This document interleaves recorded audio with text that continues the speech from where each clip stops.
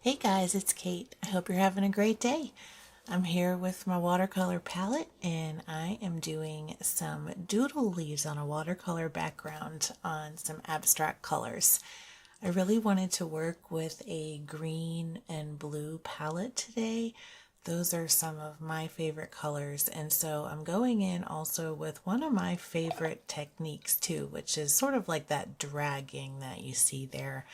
And I love it because you have a hard edge and a soft edge, and you can really do some cool stuff with blending.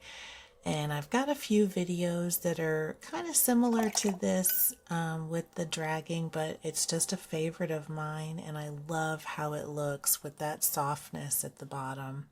Or any side you drag on. It just happens to be the bottom in this video. But I am just kind of playing around with my colors and getting sort of those rich tones on top that kind of ease out into the lighter colors, the lighter values. And I'm just going to kind of cover my little paper here with the marks.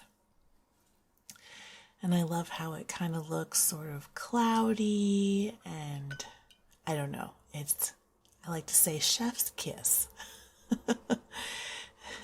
You can also add some extra texture with salt or water splashes when you're done, when the paint is still damp. I didn't really do that here today, but there is just so much cool stuff you can do with watercolor.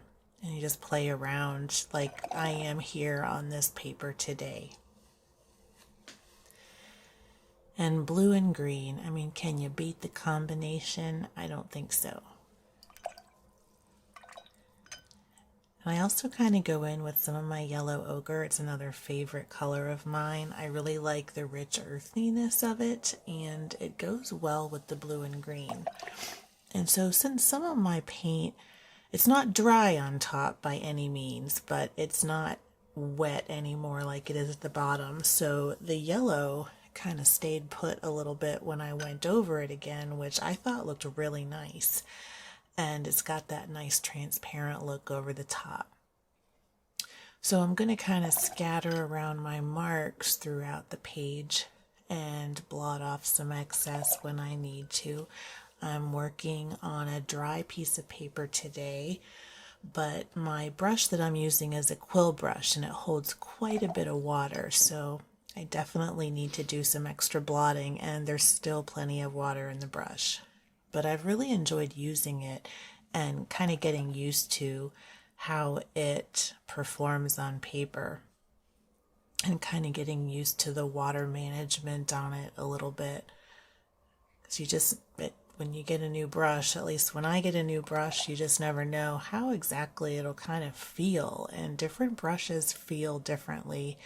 And it's not just with size, it's the types of bristles, it's how fat that belly of the brush is. There's so many factors, so it's kind of nice to experiment with different types of brushes and find which one you really like or which few you really like, and there's a few that I have.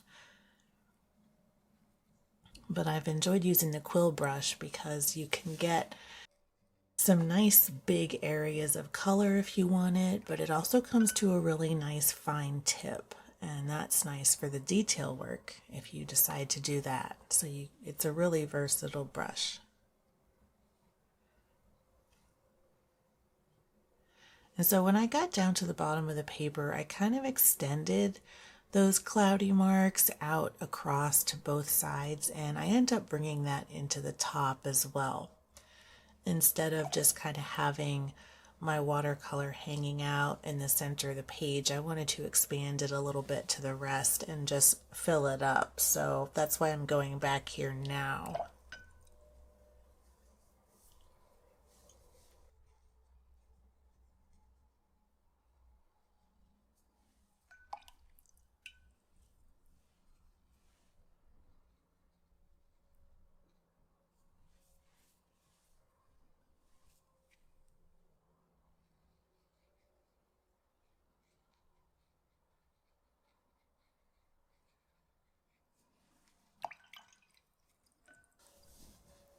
And you can see where I'm starting to go over some of my areas that might be a little bit drier and try to reproduce that first effect with the yellow a little bit.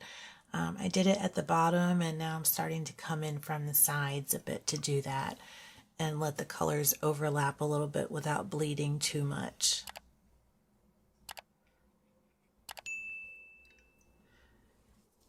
And just make it look extra layered. And I love being able to see the different layers coming through with the crisp edges still. It's a neat effect.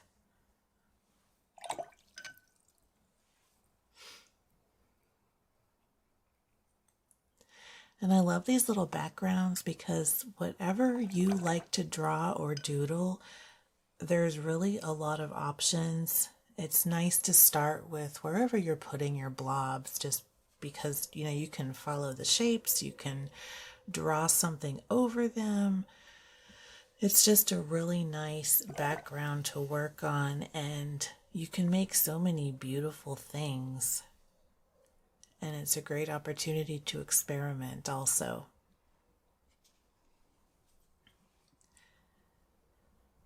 And I just love that bright green.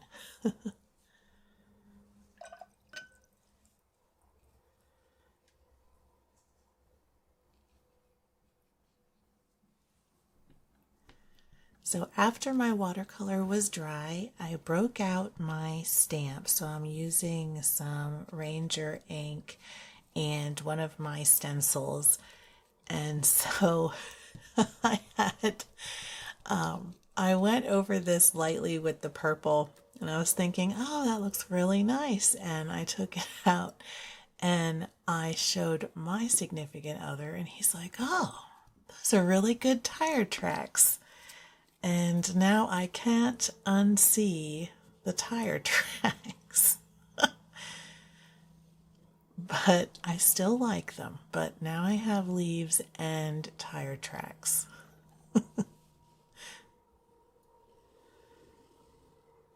So a Jeep or something could have just driven right over my page. And so I also broke out the Uniball pen, and I'm going through with some lines. Sorry for the couple of areas where it's a little bit blurry just because my hand got in the way and the camera focused on my hand instead. But I did the best I could. I like to be able to get close up, but I think I need to, I don't know, work on getting a side shot or something for some of these videos where I'm getting in like with my pen.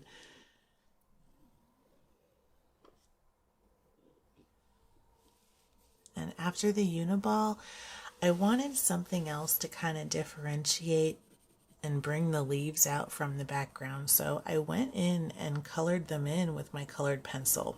So they're nice and bright and cheerful yellow. And I'll also go in with a couple other colors too, and my black fine liner pen. And I really liked how the yellow looked, just as another accent to that yellow in the background, and it's kind of close in shade too. And once I get done with the yellow, I go in with the orange on like the top and bottom tip areas to darken them up just a little bit and add just another little pop of some extra color and bring that out from the background some more.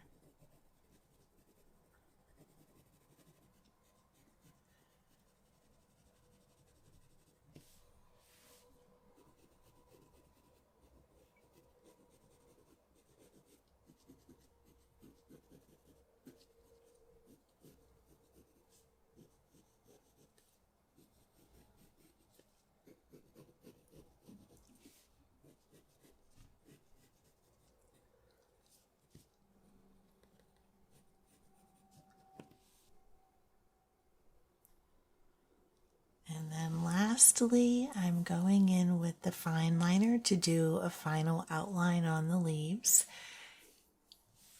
and just get them to stand out.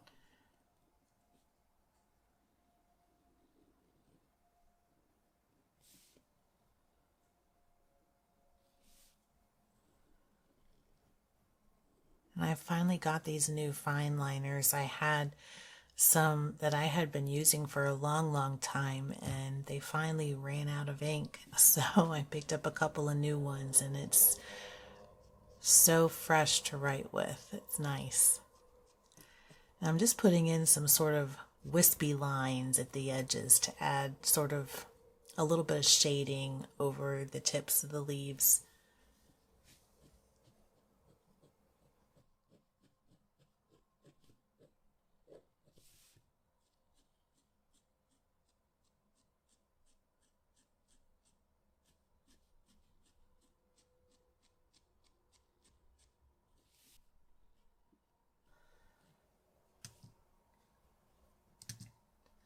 And I was going to go in and add just a little bit of something, and so I decided on keeping my fine liner and adding some black dots a little bit to the background. And some of them you can't see that well, which is fine. They're on kind of the darker paint, but I just wanted a little bit of something that would bring that black into other areas than just the leaf outlines. And I thought that added a little nice extra texture with the stamping and everything. And I kind of followed the same line. So even with my white pen here, and I'm making some kind of bigger round dots over especially the darker areas where there's some more contrast, I kind of keep that diagonal line going where the stamping is. And so it's all kind of grouped together and contained a little bit.